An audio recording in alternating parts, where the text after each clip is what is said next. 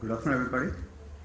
The topic being given is affordability and accessibility of healthcare. And I'm going to touch on very innovative, because this conference speaks of innovation, it speaks of technology. So I'm going to speak of something which is still to take roots in India, that is green technology, green hospitals. I represent the Kohinoor Hospital in Mumbai, which happens to be the country's first and the world's second LEED certified platinum rated green hospital. So why am I saying green hospitals will bring down the healthcare costs, and why will they make healthcare accessible? Since the time is limited, I'll be just as the chairman said, only the bullet points. So maybe I'll just touch the bullet points. When you go for green certification, you have to start at the very basic level, that is site selection. And when, see what happens is any audit, you know about NABH audits, we have marks given for every chapter. So similarly for green audit also there are marks given. So when you start with site selection, there are certain marks given. For example, actually there are 6 areas that are addressed. Sustainable sites, water efficiency, energy and atmosphere, materials and resources, indoor environmental quality, innovation and design process. So under the 6 heads, marks are given. So if you begin with site selection, in site selection, it talks about how good you are connected to the community. So accessibility. You have to be accessible to the community. That's the first thing. Then how good are you able to access public transportation? And with public transportation access, also what is the alternative transport available to your hospital? So these 2 points again make it very accessible.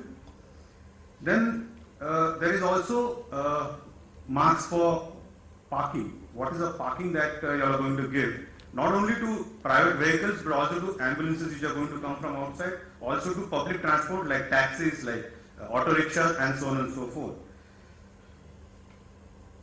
Stormwater management, especially in our country, we have a lot of rainfall, and one rain and the area is flooded. So how good is your site and how good are you in stormwater management? That is again, you cannot be cut off from the community in terms of heavy rains. So again it speaks of how we are going to run the show. Next, speaking of water efficiency. Water efficiency, you see big hospitals, private hospitals, 7-star hospitals, huge landscaping, lot of water is being utilized. In green hospitals, you have to utilize local flora and fauna, local flora rather. And local flora will always utilize less of water. In fact, the marks given is you have to utilize less than 50% of the given standards. You cannot use potable water. So you have to recycle water. So technology like ETP and STP plants. The AC systems that have to be used, again, they have to be using less quantity of water. Then how are you going to use water in terms of the wastewater? How are you going to, I talked about recycling. Also, how are you going to use it in your hospital? For example, flush systems for solid waste, bigger flush, for smaller, for liquid waste, a smaller flush. For example, in urinals, you use sensors. So as soon as there is movement, the sensors go on. As soon as the movement stops, sensors stop. Coming to energy and atmosphere. Energy and atmosphere in the hospital itself. So CFC reduction in the HVAC system. In terms of renewable energy, for example, solar energy. My hospital uses purely solar energy. 80% of my energy is coming from solar energy. We have on our terraces the technology for utilizing the sunlight. Then minimum energy performance. How are you going to use? For example, my OT lights. I mean, there are so many things to talk because of the time. They are LED. The conventional lights, you know, they use a lot of electricity. The whole hospital has got LED. Then, how is the roof constructed? How are the walls constructed?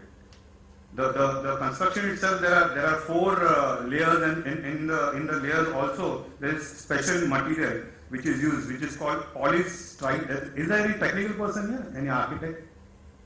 Any?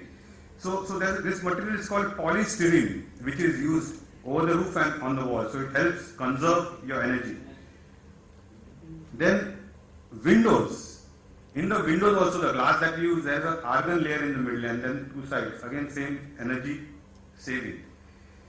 Then how do you use the light? Core lighting, reading lights. Again, there is a technology how it is used. So optimal lux levels. Occupancy, for example, in public toilets, if nobody is there, the lights will automatically be switched off. And when somebody comes in, the lights will come on. Same thing with passages, same thing with the OPD rooms, and you can go on and on. Then perimeter lighter. As soon as it's daylight, the perimeter lights go off. As soon as the darkness comes in, perimeter lights come on. Then the ACs that we use, the cooling towers, we use screw chillers, water cool.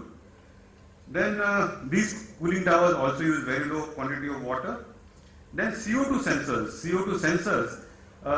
For example, if you take the example of this room, our conference room, every hospital has got a conference room, but many areas where there are a lot of people. So when the number of people increases, the CO2 levels go up, more fresh air is pumped in, so energy will be used at that level. But when it is empty, the CO2 levels will come down automatically. The fresh air that is pumped in will be immediately stopped. So no electricity is used. Coming to the fourth point, indoor environment and quality. So of course, no smoking is the biggest plus point, but the construction material that is used is very low emitting material. The paints used, the carpets used, and so on and so forth. Wood has to be used. Then usage of daylight for your lighting. So naturally we use a lot of sunlight. The construction is made in such a way that natural sunlight is used for most of the time.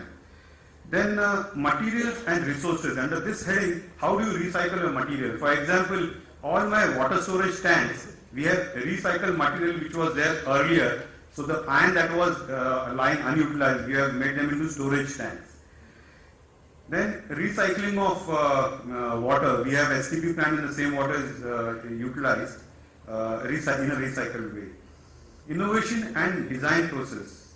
The building, if you look from outside, you look as if the windows have been punched out from the walls. Again, when the sunlight is not required, it's going to increase the heat. The design is such that only that amount of heat will come inside, sun rays will come in. So it saves on your energy cost for your cooling. I talked about reusage of water. Then hot water. I don't have any geysers in my hospital. It is purely through solar energy. And the storage of this hot water also, the tanks that we use, they are covered with a material called nitrile. The nitrile material is a silver material that covers the storage tanks, and hot water can remain so for at least 2 days. So in monsoon, we can, when the sunlight is not there. Yeah, so I have covered, sir. So finally, the final point, I have saved a lot of electricity, and our hospitals run 24/7 365. Any operation head over here will tell me major costs in the operational cost is electricity. What if we save 40%? I save 40% of my operational cost in electricity. And if I pass it to the patient, there you are, profitable at cost. Thank you so much.